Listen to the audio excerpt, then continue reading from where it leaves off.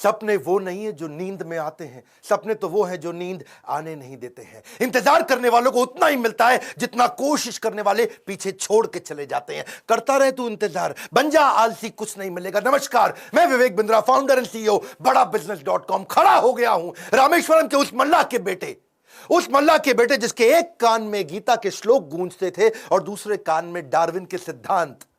नाव पे तीर्थ यात्रियों को रामेश्वरम के मंदिर लेके जाया करते थे, और जब तीर्थयात्री रामेश्वरम मंदिर की परिक्रमा करते थे उतनी देर बैठ के ये फिजिक्स के सिद्धांत पढ़ा करते थे। बिखरी जुल्फों वाले सिर्फ मेरे या आपके नहीं बल्कि पूरे देश के चहेते डॉक्टर एपीजे अब्दुल कलाम की आज बात करेंगे। एपीजे, ए मतलब अबुल उनके परदादा, पी मतलब पाकिर उनके दादा, जे मतलब जैनुल अब्दीन उनके पिताजी, और अब्दुल कलाम वो उनका खुद का नाम। 11वें राष्ट्रपति, 2002 से 2007 जनवादी राष्ट्रपति, पीपल्स प्रेसिडेंट। एक बार की बात है, कॉन्फ्रेंस में एक अंग्रेज ने पूछा कि अब्दुल कलाम कौन है, एक वाक्य में बताइए। तो वहां बैठे एक बच्चे ने जवाब दिया, he is simple Indian who is inexplicable, यानी कि जिसको एक्सप्लेन ही नहीं कर सकते even with the best of the objectives. यानी कि एडजेक्टिव क्या होता है? वो जो नाउन को समझाता हो। संज्ञा की विशेषता को विशेषण बोलते हैं। दुनिया के सारे विशेषण लगा दो पर उनकी विशेषता को परिभाषित नहीं किया जा सकता। ऐसे थे अब्दुल कलाम। एक बार किसी बच्चे ने उनसे पूछा, सफल होने का क्या मंत्र है? बोले 4 चीजें करनी है, 4 बातें। समझ लो ये वीडियो गेम चेंजर है। 4 बातें। बोला सफल होने के लिए पहले बनाओ बहुत जबरदस्त एम, ग्रेट एम। दूसरा, उस एम के लिए सारी नॉलेज एक्वायर करते जाओ, उसके लिए जो चाहिए नॉलेज एक्वायर कर लो। तीसरा, फिर करो दबा के हार्ड वर्क। और चौथा, परसीवरेंस। हार नहीं माननी है भैया। क्या नहीं माननी? हार नहीं माननी। जीवन को हमेशा ऐसे जियो कि जीवन खत्म होने के बाद भी लोग जिंदगी भर आपको याद रखें, अपनी अपनी जिंदगी तक आपको याद रखें। शुरू से शुरुआत करते हैं। डॉक्टर एपीजे अब्दुल कलाम, 15 अक्टूबर 1931 को उनका जन्म रामेश्वरम के तमिलनाडु में हुआ था। कमजोर आर्थिक स्थिति के एक मुसलमान परिवार में उनका जन्म हुआ। पेशे से उनके पिता नाविक थे, और पिता क्योंकि ज्यादा पढ़े लिखे नहीं थे तो शुरू से उनको काफी तकलीफें आई। एक बार क्लास के अंदर उनका एक दोस्त हुआ करता था जो कि मुख्य पुरोहित को बेटा था, और मुख्य पुरोहित को बेटा जो रामदास शास्त्री अपने इसके साथ में पहली बेंच पे बैठे मास्टर जी नाराज हो गए। ए मुसलमान लड़का प्रमुख शास्त्री के बेटे के साथ पहली बेंच पे कैसे बैठा? उनको लगा के थप्पड़ पीछे बैठा दिया, भाग पीछे जाकर के बैठ। अब्दुल कलाम चुपचाप जाके पीछे बैठ गए। और क्या सोचिए, इस घटना पे उन्होंने उस दिन संकल्प लिया, पीछे बैठ के दुनिया बदलूंगा। और पीछे बैठना कोई मायने नहीं रखता, इसलिए वो कहा करते थे देश का सबसे अच्छा दिमाग क्लासरूम की आखिरी बेंच पे भी मिल सकता है। अच्छा, परिवार बहुत बड़ा था, 10 भाई बहन थे। पैसों की कमी तो होनी थी, तो अपने खर्चा निकालने के लिए अखबार बेचना शुरू किया। छोटी उम्र में अखबार क्यों बेचते थे? इनको पता था पैसा तो मिलेगा, लेकिन सारे रास्ते में बेचते वक्त पूरे अखबार को पढ़ जाऊंगा। चलते चलते सारे अखबार को पढ़ जाया करते थे। 8 साल की जब उम्र में थे ना, ये बहुत छोटे थे, इनके गांव से कई किलोमीटर दूर एक मास्टर जी बहुत बढ़िया गणित पढ़ाते थे और बोले सुबह 4 बजे 1 घंटे की क्लास फ्री है, उसी बच्चे को पढ़ाऊंगा सुबह 4 बजे जो नहा धो के आएगा। अब ये कई किलोमीटर दूर सुबह 3 बजे उठ के तैयार हो के नहा के ठंडे पानी से किसी भी मौसम में, सर्दी हो बारिश हो या तूफान हो, 4 बजे पहुंच जाया करते थे। कलाम जब रात को भी घर में पढ़ते थे तो उनके वहां पे लालटेन होती थी, केरोसिन ऑयल से जलने वाली। 7 से 9 केवल 2 घंटे का तेल था इनके पास में, वो केरोसिन ऑयल, मिट्टी का तेल। लेकिन पिताजी माताजी इनकी जब देखा पढ़ने में इंटरेस्ट है तो उन्होंने अपने लिए अंधेरा रखा और इसके लिए 11 बजे तक किया। मेहनत से कभी डरे नहीं, ईमानदारी से कभी हटे नहीं। छोटा लक्ष्य देखना पाप के समान है, इसलिए हमेशा महान लक्ष्य चुनना होगा। जब 5वीं क्लास में थे, उनके टीचर सुब्रमण्यम अय्यर, श्री शिवा सुब्रमण्यम अय्यर, जो बच्चों को सिखा रहे थे चिड़िया कैसे उड़ती है, उसकी डिटेल की डिटेल, चिड़िया कैसे उड़ती है, चिड़िया कैसे उड़ती है, बच्चों को समझ ही ना आए तो ये उनको वहीं समुद्र के किनारे ले गए और वहां उड़ती हुई चिड़िया दिखाई। और वो लाइव एग्जाम्पल जब दिखाया चिड़िया उड़ती हुई, उसकी डिटेल की डिटेल पंखों की समझाई, तो उनके दिमाग में वहीं से इनका प्रोफेशन शेप हो गया। उनका घर समुद्र के करीब था और इच्छाएं आकाश से आगे थी, वहीं से एरोनॉटिक्स इनको समझ में आया। हाई स्कूल इन्होंने रामनाथपुरम के एक श्वार्ट हायर सेकेंडरी स्कूल में किया। और एक दिन एक बार अपने स्कूल में किसी गलत क्लास में पहुंच गए, और गलत क्लास में जब अंदर घुसे तो टीचर ने इनको चपत लगाई, जब तक तुम्हें यही नहीं समझ में आ रहा कि तुम्हारी क्लास कौन सी है, मैथमेटिक्स की क्लास में तुम गलत क्लास में पहुंच गए तो तुम क्या पढ़ोगे और क्या आगे बढ़ोगे। और वहीं इन्होंने इतनी पढ़ाई करी मैथमेटिक्स में कि 100 में 100 नंबर ले आए। टीचर भी हैरान हो गया, अगर तुम सूर्य की तरह चमकना चाहते हो तो पहले सूर्य की तरह जलना होगा। बचपन से ही आसमान में उड़ने की इच्छा थी, इसीलिए इन्होंने मद्रास के हाईएस्ट कॉलेज, देश का सबसे अच्छा कॉलेज था MIT, Madras institute of technology, वहां एरोनॉटिकल इंजीनियरिंग में दाखिला लिया। बहन ने काफी पैसा अपना सोना गहना गिरवी रख करके इनको 1000 रुपए दिया। कॉलेज में अब एरोनॉटिक्स था तो विमान के डिजाइन बनाने थे, प्रोजेक्ट मिला, अब विमान के डिजाइन बनाने में लग गए और डिजाइन जो बनाया और टीचर को दिखाया, टीचर को पसंद नहीं आया और टीचर ने कहा अगर तुम एक अच्छा डिजाइन नहीं बना सके ना अब्दुल कलाम तो तुम्हारी स्कॉलरशिप छिन जाएगी, स्कॉलरशिप छिन जाएगी, स्कॉलरशिप छिन जाएगी। इनका दिमाग चकरा गया। टीचर की ये बात सुन के पांव के नीचे जमीन खिसक गई। 1000 रुपए बहन ने गिरवी रखे, मुझे गहने अपने दिए थे और इन्होंने टीचर से कहा मुझको 1 महीना दे दो, बहुत बढ़िया डिजाइन दूंगा। टीचर ने कहा कोई 1 महीना नहीं, 3 दिन मिलेंगे, 3 दिन। इनका दिमाग हिल गया। उस समय ये घबरा गए थे स्कॉलरशिप ना छिन जाए। उसके बाद तो उन्होंने 3 दिन ना खाया ना सोए, 3 दिन ना खाया ना सोए, 72 घंटे लगातार उस पर काम किया, जी जान लगा दिया। और जब प्रोफेसर ने देखा डिजाइन, प्रोफेसर भी हैरान हो गए, उनकी आंख में आंसू आ गए। बोला बहुत बढ़िया डिजाइन बनाया। नींद और निंदा पर जो विजय पा लेते हैं उनको आगे बढ़ने से कोई नहीं रोक सकता। जो नींद और निंदा पे विजय पा लेता है उनको आगे बढ़ने से कोई नहीं रोक सकता है। इसके बाद MIT की परीक्षा अच्छे नंबर से उन्होंने पास करी। अब पढ़ाई तो उनकी हो चुकी थी। अगली लर्निंग इनके जीवन से क्या है? फेलियर को हार्ट में और सक्सेस को हेड में घुसने नहीं देना चाहिए। दिल और दिमाग को कंट्रोल में रखो। अब इनके पास 2 इंटरव्यू की ऑप्शंस आई, एक मिनिस्ट्री ऑफ डिफेंस से और दूसरी एयरफोर्स से। इनको कहां जाना था आपको मालूम है? एयरफोर्स में। और जो डिफेंस का था वो दिल्ली में था और एयरफोर्स था देहरादून में। तो दिल्ली होते हुए देहरादून जा रहे थे और वापसी पे इनको दिल्ली आना था। अब जब ये देहरादून गए वहां पे 25 लोग एग्जाम देने आए वहां इंटरव्यू के लिए, जिनको वहां पे एयरफोर्स में सिलेक्ट होना था। अब 25 में से सीटें थी खाली 8 और इनकी रैंक क्या आई? 9वीं। फेल हो गए, वहां पे 1 नंबर से पीछे रह गए। 8 लोग सिलेक्ट हो गए, ये वहां रह गए। देहरादून से जब उतरते हैं सबसे पहले आता है ऋषिकेश। ये ऋषिकेश गए, वहां इनको मिले स्वामी शिवानंद। स्वामी शिवानंद तो बहुत पॉपुलर है, आज भी ऋषिकेश में उनके कई मठ हैं। तो इन्होंने शिवानंद के जाकर के अपनी तकलीफ बताई। उन्होंने इनको गीता पढ़ने के लिए जब बताया और इनसे कहा कि अगर ख्वाहिश आपके दिलो जान से निकले, पवित्र हो और उसमें शिद्दत हो तो कमाल की एक अजीब सी ताकत होती है उसके अंदर। इसीलिए जो तुमने सोचा है वो होगा, तुम विश्वास से रखो। ये गीता का लर्निंग था। यम यम तम तम, जैसा जैसा वैसा वैसा। यम यम वापी स्मरण भावम, जहां तुम्हारा स्मरण और भाव होगा तुम वैसे पक्का बन जाओगे। कलाम उसके बाद जब दिल्ली लौट के आए अपने गुरु से मिलने के बाद, तो वो मिनिस्ट्री ऑफ डिफेंस की नौकरी बची थी DRDO की। किसको पता था वही DRDO इनके देश को आगे बढ़ाने में सबसे कारगर होगा। ये वहां प्रमोट हुए और किनके साथ? डॉक्टर विक्रम साराभाई की टीम में आ गए। आप चाहते हैं डॉक्टर विक्रम साराभाई पे भी हम वीडियो बनाएं? ये पेट्रियोटिक थे, ऑपर्चुनिस्टिक नहीं थे। अब्दुल कलाम विशेष व्यक्ति थे। 1963 में विक्रम साराभाई की टीम से इनको सिलेक्ट किया गया कि इनको नासा भेजो भैया ट्रेनिंग के लिए। ये 6 महीने की ट्रेनिंग के लिए नासा गए। नासा समझो भैया, नासा, नासा अमेरिका सबसे बड़ी संस्था जिसमें आगे बढ़ना चाहते थे।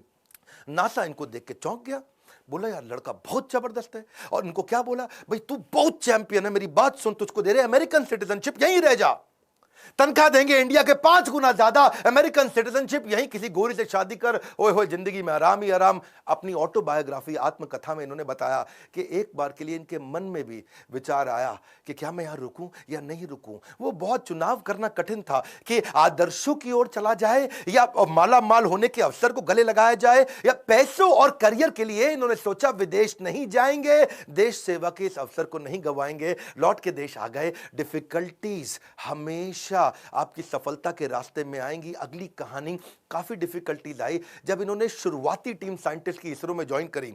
वो क्या कहते हैं, देखो लर्निंग समझना, इन्होंने हमेशा डिफरेंशिएट किया। रियल प्रॉब्लम अलग है, इनकन्वीनियंस अलग है।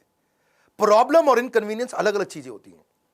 अगर आपके घर में भैया आग लग जाए, घर में आग लग गई, धू धू के घर जल रहा है और उसी वक्त आपकी गर्दन भी टूट जाए, हाथ भी टूट जाए, पांव भी टूट जाए, उसको बोलते हैं आप मुसीबत में हैं। बाकी सब कुछ केवल सामान्य असुविधाएं होती हैं। इनके जीवन में इन्होंने असुविधा पे ध्यान नहीं दिया, रियल प्रॉब्लम्स पे ध्यान दिया। असुविधा बहुत आई क्योंकि ये शुरुआती टीम में इसरो की ज्वाइन किए थे। जिंदगी में जितनी बड़ी मुश्किलें होंगी और उन पर अगर आपने काबू पा लिया तो उतना ही बड़ा आपका नाम भी होगा। जब इन्होंने ज्वाइन किया वहां शुरुआती दिनों में तो सेंट मैरीज चर्च था, कुछ नहीं दिया गया, कोई इन्वेस्टमेंट नहीं थी वहां पे। सेंट मैरीज चर्च को इन्होंने अपना ऑफिस बनाना पड़ा इनको। वहां सारे साइंटिस्ट इंजीनियर जो नासा से ट्रेन होकर आए थे वो चर्च में बैठ के ऑफिस में बैठे और बीच पे उन्होंने समुद्र के किनारे अपना रॉकेट का लॉन्च पैड बनाया और जो अस्तबल होता है या बल्कि कैटल शेड जो गौशाला होती है वहां की लेबोरेटरी बन गई। बिशप जो चर्च के फादर थे उनके घर को इन्होंने अपना वर्कशॉप बनाया। साइकिल पे और बुल्लक कार्ट समझते हैं, बैलगाड़ी है जी, धीरे धीरे चक्का चलता या खुद ही साइकिल पे रॉकेट रख रख के ले जा रहे थे। रॉकेट के छोटे छोटे पार्ट वाटर सैटेलाइट, आज भी फोटोग्राफ्स हैं। सारी डिफिकल्टीज के बीच में इन्होंने पहला साउंडिंग रॉकेट 1963 में लॉन्च किया था। ये इतना मशगूल हो गए भैया काम में, इतना मशगूल हो गए, इनकी सगाई फिक्स हो गई थी। उस समय ये 32 साल की उम्र थी, इनकी सगाई फिक्स हो गई, ये काम में लगे रहे, भैया रॉकेट जाएगा, रॉकेट जाएगा, देश का पहला रॉकेट जाएगा। ये सगाई पे जाना भूल गए लोग बेचारे, वहां मंडप पे इंतजार करते रहे। मंडप तो नहीं, रिंग सेरेमनी थी, वहां इंतजार ही करते रह गए। अरे अब्दुल कलाम आएगा, अब्दुल कलाम रॉकेट बनाने में लगे थे देश के लिए। जीवन में कठिन दौर से गुजरते वक्त ये मत सोचिए कि ये जिंदगी में कठिनाइयां हमेशा रहेंगी। ये कठिनाइयां आई हैं और चली जाई हैं, चली जाएंगी। इन्होंने गीता हाथ में पकड़ ली थी, इनको इनके गुरु ने दिया था, और गीता में क्या बताया, आगाम पाइनो, कठिनाइयां आएंगी और चली जाएंगी। 1969 में इसरो के डायरेक्टर की जब इनको कमान दी गई तो उन्होंने सोचा कि क्यों नहीं SLV-3। SLV-3 क्या होता है? ये एक होता है सैटेलाइट लॉन्च व्हीकल, यानी कि कभी सैटेलाइट को भेजते हैं तो उसका एक लॉन्च व्हीकल चाहिए होता है। एक होती है गोली ठा और एक होती है गोली के लिए बंदूक जिससे गोली निकलती है, तो एक लॉन्च व्हीकल होता है जिससे सैटेलाइट को भेजते हैं और जो अपने ऑर्बिट में जाके सेट होता है। तो जब इनके पास पैसा नहीं था वहां पे, इन्होंने क्या कहा कि भैया SLV-3 के लिए काम करूंगा और PSLV के लिए काम करूंगा। SLV-3 में 1 रुपया लगेगा, PSLV में 1 रुपया लगेगा, तो दोनों मिला के 2 रुपया लग जाएगा। तो ऐसा करते दोनों को एक साथ करने का जुगाड़ करता हूं, 1 रुपये 20 पैसे में कर दूंगा, 80 पैसा बच जाएगा। तक थोड़े कम खर्चे के अंदर दोनों प्रोजेक्ट पूरे कर दिए। इसके लिए उन्होंने सरकार से फंड मांगा, इंदिरा गांधी ने बोला फंड नहीं है, पब्लिकली मना कर दिया, प्राइवेटली थोड़ा सा फंड इनको दिया, और थोड़ा सा फंड मिलने के बाद ये जी जान से अपने प्रोजेक्ट पर लग गए। अब अब्दुल कलाम है भैया, 18 घंटे रोज काम करते थे, साल के 365 दिन, लीप ईयर में 366 दिन भी काम करते थे। 1969 से 1989 तक 10 साल इन्होंने अपना जी जान से मेहनत किया। केवल 2 बार छुट्टी ली, एक बार पिता के देहांत पे, एक बार माता के देहांत पे। बाकी दिन कोई सैटरडे संडे नहीं, 15 अगस्त 26 जनवरी नहीं। 10 साल के कठिन परिश्रम के बावजूद 1979 में इनका SLV-3 satellite launch vehicle fail हो गया। और जब फेल हुआ तो ये बहुत घबरा गए, क्योंकि उस समय ये इसके ऊपर पूरा देश देख रहा था इनको, पूरी दुनिया की मीडिया देख रही थी इनको, हताश हो चुके थे। और उस परिस्थिति में इनके जो प्रोफेसर सतीश धवन जो चेयरमैन थे उस समय, उन्होंने इनको बुलाया कि आओ अब्दुल कलाम, चलो मीडिया इंतजार कर रही है, वहां जाके बात करना होगा। कलाम घबराए हुए थे, अब सब कुछ मेरे ऊपर आ जाएगा, क्योंकि ये मिशन डायरेक्टर, प्रोजेक्ट डायरेक्टर थे। As a mission director, project director, इनके फेलियर पे पूरी दुनिया देख रही थी। और जब सतीश धवन ने इनको बुलाया तो ये और घबरा गए, अब मीडिया को क्या जवाब दूंगा। मीडिया ने कहा करोड़ों रुपया तुमने देश का लगा के बर्बाद कर दिया, तुम्हारे को क्या अधिकार था। और वहीं प्रोफेसर सतीश धवन ने माइक ले लिया और माइक लेकर के क्या बोला, ये टीम बहुत जबरदस्त है, पहली बार किया है, फेल हुए हैं, 1 साल के अंदर यही टीम दोबारा इसी SLV-3 को लॉन्च करेगी। और दुगनी ऊर्जा भर दी टीम के अंदर। सारे फेलियर को, अब्दुल कलाम के फेलियर को उन्होंने अपने ऊपर ले लिया। ये देख करके अब्दुल कलाम हैरान हो गए। 1 साल दोबारा जी जान से मेहनत करी, इंटेलिजेंस आ चुकी थी, और इस बार SLV-3 जब सफल हो गया तो उसके बाद फिर अब दोबारा प्रोफेसर धवन ने माइक इस दफा कलाम जी के हाथ में दे दिया। बोला अब तुम सफल हो गए हो, अब जवाब तुम दोगे। अब्दुल कलाम हैरान हो गए, बोले this is called leadership. How to handle success ये सबको आता है, हाउ टू हैंडल फेलियर ये प्रोफेसर धवन ने सिखाया कि जब मैं सफल होऊंगा तो टीम को क्रेडिट दे दूंगा, और जब विफल होऊंगा तो सारा का सारा फेलियर अपने ऊपर ले लूंगा। इस बात से प्रभावित आगे चल के इंदिरा गांधी भी हो गई, और देखा क्या उन्होंने कि ये दोनों ने बहुत जबरदस्त काम किया। उन्होंने प्रोफेसर धवन को बोला मैं अब्दुल कलाम से मिलना चाहती हूं, इन्होंने अब्दुल कलाम को बोला आ जाओ भैया, इंदिरा गांधी मिलना चाहती हैं। वो बोले भाई मेरे पास तो कपड़े नहीं, मैं चप्पल में फटी हुई घूम रहा हूं, मैं कैसे अब उनके आकर के मिलूंगा। तो उन्होंने कहा कि भाई कलाम तुम पहले से ही सफलता का सूट पहने हुए हो, कलाम तुमने पहले से ही सफलता का सूट पहना है, कपड़ों का सूट नहीं चाहिए। और उन्होंने जाकर के वहां जब इंदिरा गांधी से मिले, बड़ी प्रभावित थी। उन्होंने कहा कि अब तुम्हारे को डिफेंस में और काम करना पड़ेगा। इस समय चाइना भी, पाकिस्तानी भी, आजू बाजू सब लोग मिसाइल की तैयारियां कर रहे हैं, तुम मिसाइल बनाओ हमारे देश के लिए। और उसी समय अटल बिहारी वाजपेयी से भी उनकी पहली मुलाकात हुई। अटल से जब उन्होंने हाथ मिलाने के लिए आगे बढ़ा तो अटल इनसे हाथ नहीं मिलाए, अटल बिहारी जी इनको गले लगा लिए। इंदिरा गांधी मुस्कुराई, बोलिए ध्यान रखना अटल बिहारी जी ये मुसलमान है। अटल बिहारी बोले ये मुसलमान बाद में हैं, पहले हमारे देश के नागरिक हैं और हमारे देश के महान साइंटिस्ट हैं। अब्दुल कलाम उनको देख के बहुत मुस्कुराए। सफलता पे सफलता मिल रही थी, उसका उन्हें इनाम भी मिल रहा था। 1981 में पद्म भूषण अवार्ड दिया, 82 में DRDO का डायरेक्टर बना दिया। डिफेंस की ऑर्गेनाइजेशन DRDO उसके मुख्य पद पे आ चुके थे, पर मन से वो खुश नहीं थे, मन से खुश नहीं थे, क्योंकि जानते थे कि चाइना और पाकिस्तान मिसाइल पे मिसाइल बना रहा है और उन्हें देश की सुरक्षा खतरे में नजर आ रही थी। उस दौरान कमाल की बात देखो, अजीबो गरीब इमेजिनेटिव व्यक्ति थे अब्दुल कलाम जी। उन्होंने महाभारत को पढ़ना शुरू किया और महाभारत में बर्बरीक की कहानी सामने आई, उससे बड़े इंस्पायर्ड हुए। बर्बरीक की कहानी अलग सी थी। बर्बरीक कहते हैं कि उनके पास 3 तीर है और 3 तीर से वो क्या करेंगे, पहले तीर में सबको प्रोटेक्ट कर लेंगे, भाई किस किस को प्रोटेक्ट करना है, दूसरे में किस किस को अटैक करना है। मेरी बात समझना, पहले 2 तीर में क्या करेंगे, किसको अटैक करना है उन सबको डिसाइड कर लेंगे, उसके बाजू में किस किस को, सबको थोड़ी पूरा का पूरा शहर उड़ा दें। भाई जिसको प्रोटेक्ट करना है उसको सिलेक्ट कर लिया, जिसको अटैक करना है उसको सिलेक्ट कर दिया, तीसरे तीर में गेम ओवर, खत्म कर दिया। तो उनके पास 3 तीर थे। वहां सोचे यार ये तीर किसको प्रोटेक्ट, किसको अटैक, कैसे जाना है, किधर किधर जाना है, बड़ा गाइडेड तीर है। वहां से उन्होंने इंटीग्रेटेड गाइडेड मिसाइल प्रोग्राम तैयार किया कि क्यों नहीं कोई ऐसी मिसाइल बना दे कि आदमी लेफ्ट भागे तो मिसाइल लेफ्ट चली जाए, आदमी राइट भागे तो मिसाइल राइट चली जाए, और जिस टैंक को उड़ाना है वो टैंक आगे निकल गया तो मिसाइल आगे चली जाए। गाइडेड मिसाइल कैसे बनाए, बर्बरीक के उनको इस प्रसंग से इमेजिनेटिव थे। एक इंटरव्यू में बोले कि भगवान कृष्ण के सुदर्शन चक्र से सीखने को मिला। भाई भगवान कृष्ण का सुदर्शन चक्र बड़ा रिमोट कंट्रोल्ड होता है। भाई कृष्ण ने चक्कर छोड़ा और सामने वाले के पास जाके पहले चक्कर रोक दिया, जितनी देर पहले बातचीत करनी है बातचीत कर लिया, चक्कर घूमे जा रहा है, और जब बोलते खत्म करो अटैक करो तो चक्कर मारा उसको और वापस आ गया। तो बोले यार ये बड़ा सिस्टम है, बड़ी एडवांस टेक्नोलॉजी थी। तो वहां से उनको इंटीग्रेटेड गाइडेड मिसाइल ये मॉडल उन्होंने शुरू किया और उसके बाद उन्होंने एक के बाद एक मिसाइल की झड़ियां लगा दी। देखो, who dare to imagine the impossible are the ones who will break all human limitations. Imagination के बारे में वो हर कॉलेज में लेक्चर दिया करते थे। 1985 में उन्होंने त्रिशूल नाम की मिसाइल लॉन्च करी, फिर उन्होंने पृथ्वी लॉन्च करी 1988 में। 89 में अब अग्नि के पीछे लगे हुए थे। उन्होंने आकाश भी कर दिया, नाग भी कर दिया, अग्नि नहीं होती थी उनसे, अग्नि में बार बार फेल हो रहे थे। अग्नि मिसाइल ये बड़ी इंपॉर्टेंट प्रोजेक्ट था, लेकिन देश भर में अब लोगों ने क्वेश्चन करना शुरू कर दिया। लोग अपने अपने हिसाब से इसका अलग अलग मतलब निकाल रहे थे, भाई क्यों फेल हो रहे हैं। अमूल ने तो वहां पे एक एड लगा दी, और अमूल कहता है जी अग्नि मिसाइल के अंदर तुम्हारा पेट्रोल कम पड़ जाता तो अमूल का बटर डाल लो। लोगों ने मजाक बनाना शुरू कर दिया और बार बार लोगों के सवालों के कारण ये बहुत सीरियस थे, और उसी 89 के एंड आने से पहले पहले इन्होंने अग्नि को भी सफल बना दिया। बार बार असफल होने पर भी उत्साह न खोना ही सबसे बड़ी सफलता है।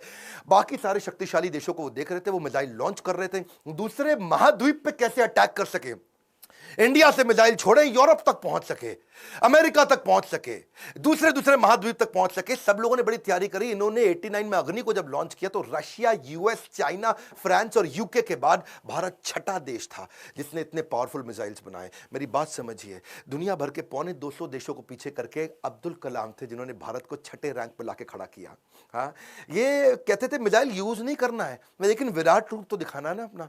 10वें अध्याय के बाद जब भगवान कृष्ण ने देखा कि अर्जुन उबासी ले रहा, अर्जुन सीरियस नहीं ले रहा, तो मैं विराट रूप दिखाऊं। और जब कृष्ण ने विराट रूप दिखाया, कृष्ण ने मारा नहीं, किसी को विराट रूप दिखाया, अर्जुन एकदम लाइन पे आ गया, बात समझ आ गई बात। इसीलिए कभी कभार बाजू का पाकिस्तान, चाइना जब आंख दिखाए तो विराट रूप दिखा दो, थोड़ी मिसाइल छोड़ देंगे, विराट रूप दिखा दो, अपने आप लाइन पे आया, समझ आ गया, वापस आ जाओ, सॉरी।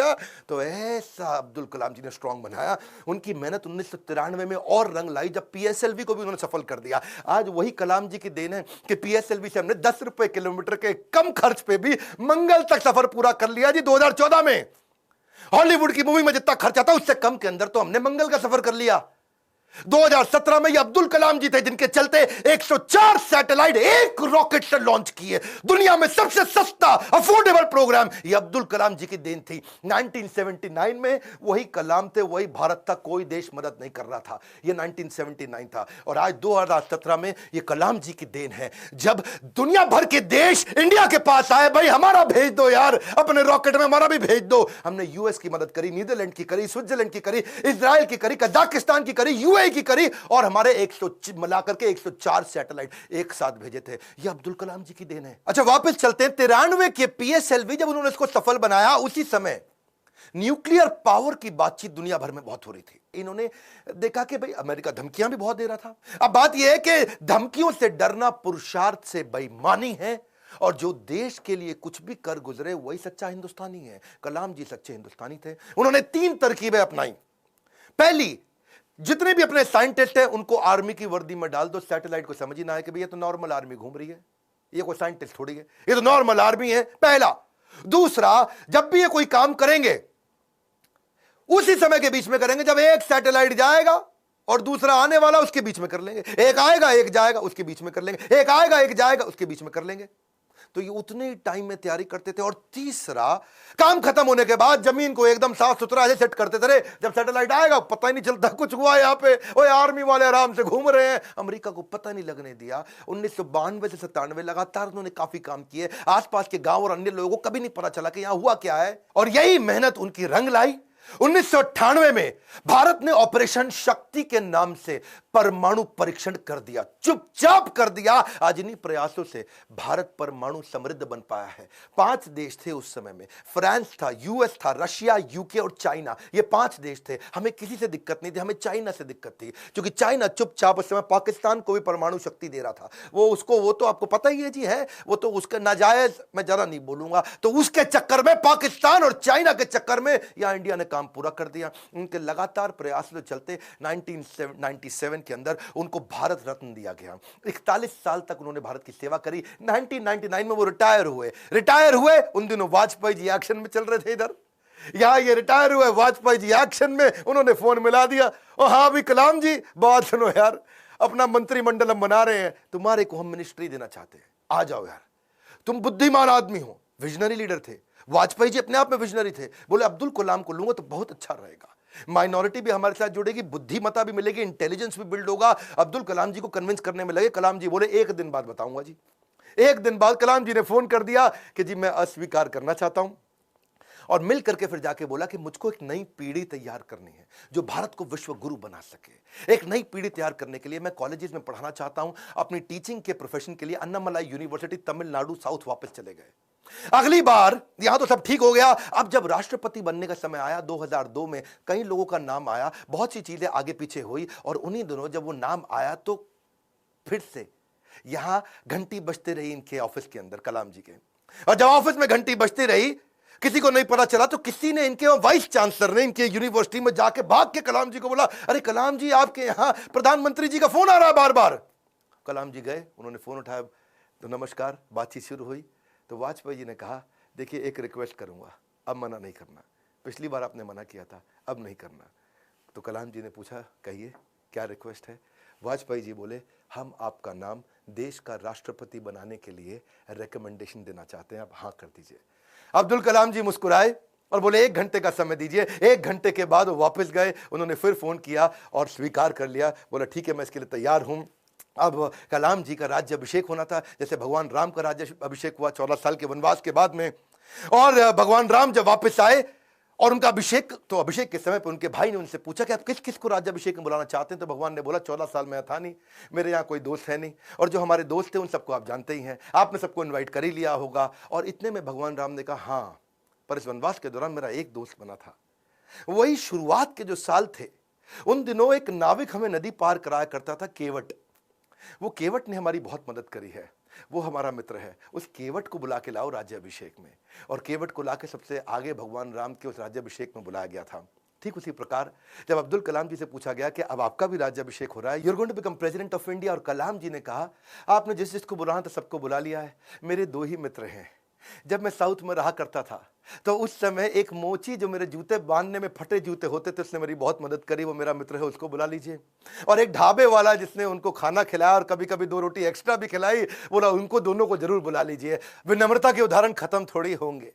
आमतौर पर जब व्यक्ति बड़ा होता है या राष्ट्रपति बन जाता है तो कहीं कहीं ट्रक लेकर के राष्ट्रपति भवन जाता है और कहीं मल्टीप्लाइड एक्स्ट्रा ट्रक लेकर के बाहर निकलता है। पर अब्दुल कलाम जी केवल एक मात्र ऐसे राष्ट्रपति थे जो 2 सूटकेस से भवन में गए थे और निकलते वक्त 2 ही सूटकेस लेकर के भवन से वापस आए थे। उनकी कुल संपत्ति में क्या था? कुछ नहीं था। एक रामेश्वर में उनका पैतृक घर जो उनके पिता ने बनाया था, 2500 उनकी किताबें, एक वीणा जिसको बजाने में उनको बड़ा आनंद आया करता था, वीणा बहुत बजाते थे, एक उनकी कलाई की घड़ी, एक सीडी प्लेयर जिसमें वो भजन सुना करते थे, एक लैपटॉप था, 6 कमीजें जिनमें 3 तो डीआरडीओ की दी थी, 3 उनकी खुद की थी, 4 पेंट थी टोटल जो 2 डीआरडीओ की दी थी, 2 उनकी खुद की थी, 3 सूट थे और 1 जोड़ी जूता। हाँ, लेकिन उनके पास खास बात क्या थी? 40 डॉक्टरेट थी। खुद पीएचडी की पढ़ाई कभी नहीं करी, कोई मेडिकल पीएचडी की पढ़ाई नहीं करी, पर जिस यूनिवर्सिटी जाते थे लोग उन्हें डॉक्टरेट देते थे। लॉ, इंजीनियरिंग, साइंस, कितनी तरह की doctorate, Padma Bhushan, Padma Vibhushan, Bharat Ratna, Veer Savarkar award, Ramanujan award, कई प्रकार के उनको अवार्ड मिले। उनकी एक खास बात मैं जरूर बताना चाहूंगा, हालांकि वो मुसलमान थे लेकिन वेजिटेरियन थे। उनका बड़ा प्रेम था, एनिमल्स आर एंजल्स विद फर। पक्षी जगत पर्यावरण का सूचक होता है। कलाम जी क्या कहते थे? वो पर्यावरण का सूचक है, और अगर वो मुसीबत में है तो समझ लेना कि अब हमारे भी बुरे दिन दूर नहीं है। एक बार उनको जो डीआरडीओ की उनकी दीवार हुआ करती थी ना बाउंड्री की, तो उनको बोला गया सिक्योरिटी के लिए कांच वांच लगा दो। बोला बिल्कुल नहीं, ये बर्ड्स के लिए बड़ा हार्मफुल हो सकता है। उन्होंने मना कर दिया। और जिस समय वो प्रेसिडेंट बने थे, बाद में जब वो राष्ट्रपति भवन के अंदर मुगल गार्डन में जब वॉक किया करते थे ना, तो वो एक मोर को देखा जो ना मुंह खोल पा रहा ना बंद कर पा रहा है।